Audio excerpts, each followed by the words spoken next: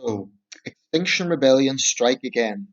I had hoped this group would sort of fizzle out in 2019, sort of implode in on itself, but it doesn't look to be happening immediately. In the latest incident, they've decided to basically tear up a lawn outside a historic college in Cambridge, Trinity College, Cambridge. I'll just read out the report from Cambridgeshire Live. Extinction Rebellion activists have taken a swipe at Trinity College today, February the 17th, by digging up the lawn this morning. The group say they have dug up the lawn and symbolically protected the famous apple tree.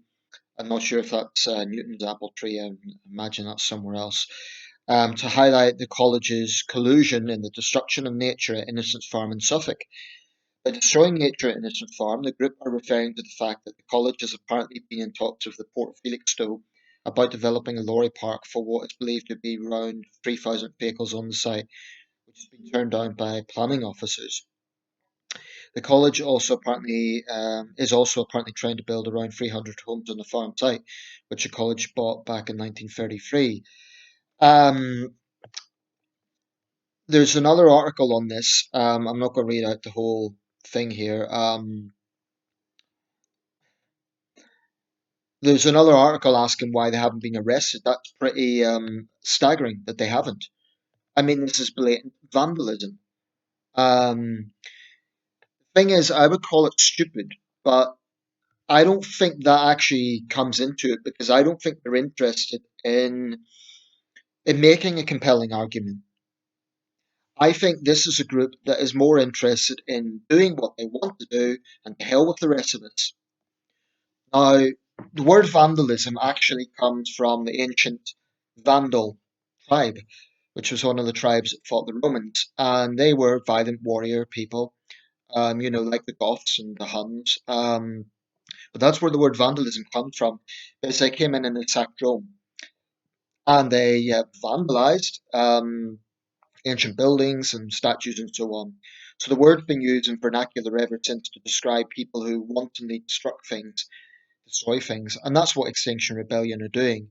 Whatever way they twist this, it is pure vandalism.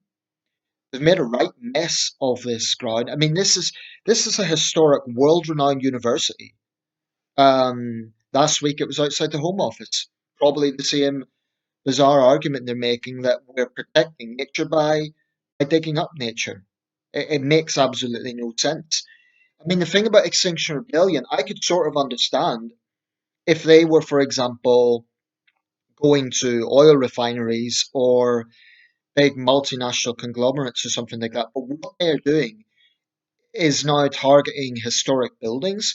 They're targeting nature itself. I mean, you couldn't make this stuff up. Firstly, if the police are going easy on them, that's a disgrace.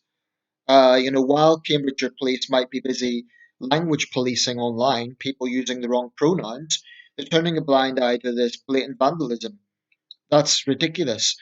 Um, I honestly think that Extinction Rebellion has the makings of a cult because they have an absolute outlook. Our way is the only way. They claim we don't talk because that doesn't work. So climate change is a problem, and we're just going to do what we want because hey, governments haven't acted, so we can do whatever we want. They've utterly failed to understand that polarizing the public won't get them what they want. Um, I mean, the thing about Extinction Rebellion is like any organization that shows contempt for the wider public, they're only going to end up getting more polarized. They've got about, I think it's somewhere around 300,000 members on their Facebook page, give or take.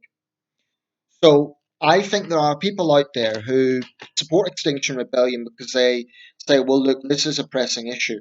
I mean, we're having more powerful storms, and some of the world's poorest people are being impacted by climate change. There's no question about that, no question whatsoever. So my issue has never been about the science of climate change. Although I would say that some of their alarmist language, for example, telling school children that they'll be dead in 5 years, or that billions of people are going to die, this is absolutely dystopian alarmist and irresponsible language. I think there is a pressing issue with climate change, but the sort of narratives that they're using are reckless and definitely hyperbole. That's not to downplay the problem, but telling school children they're going to die in 5 years because the government doesn't care is incredibly reckless. And I think it's causing actually mental health problems on some of the more vulnerable members.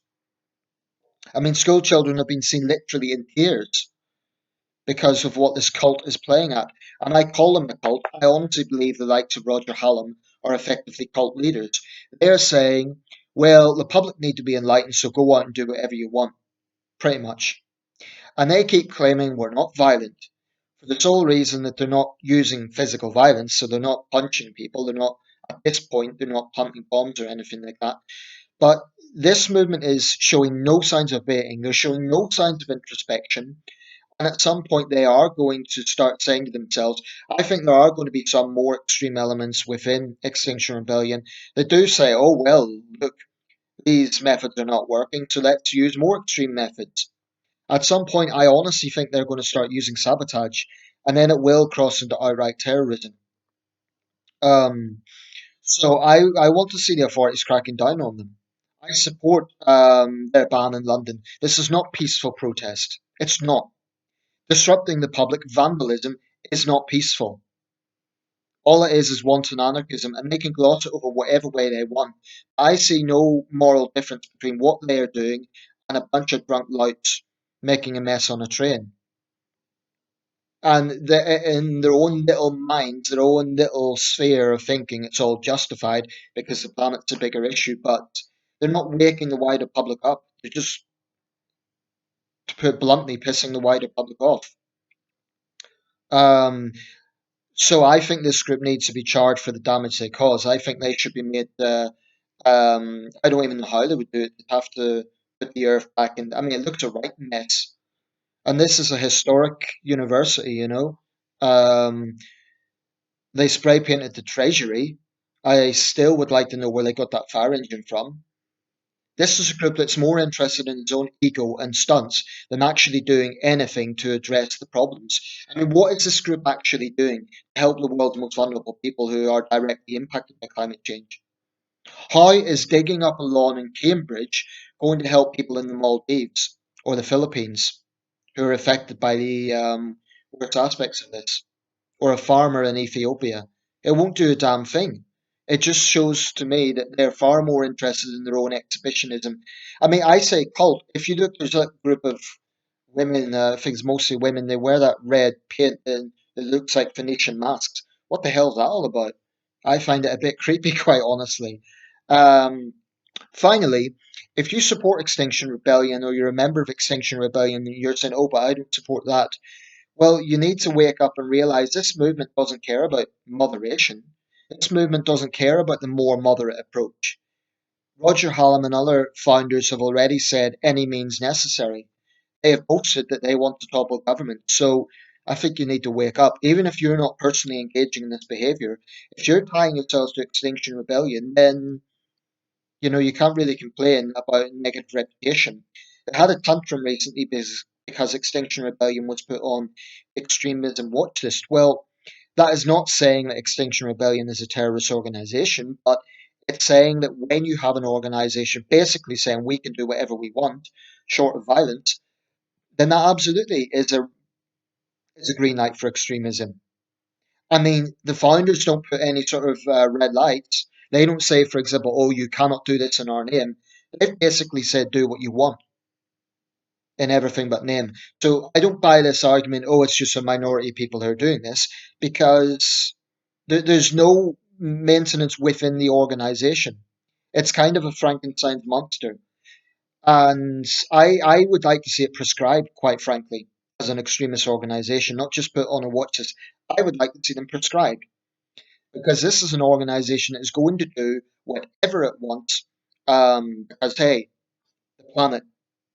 And the thing is, if you use that argument, well, the planet is more important than anything. Of course, that sounds logical, but by using that sort of absolutist logic, then they could self-justify anything. At some point, they will. I think there will be offshoots of this movement. that do take more extreme measures, including potentially sabotage.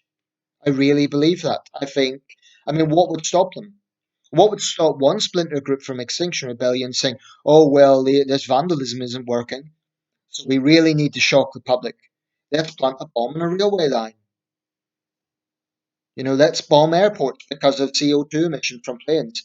That's the thing about this group. They say they're not violent, but they have no sort of way of containing themselves. And that's what I think's dangerous about them.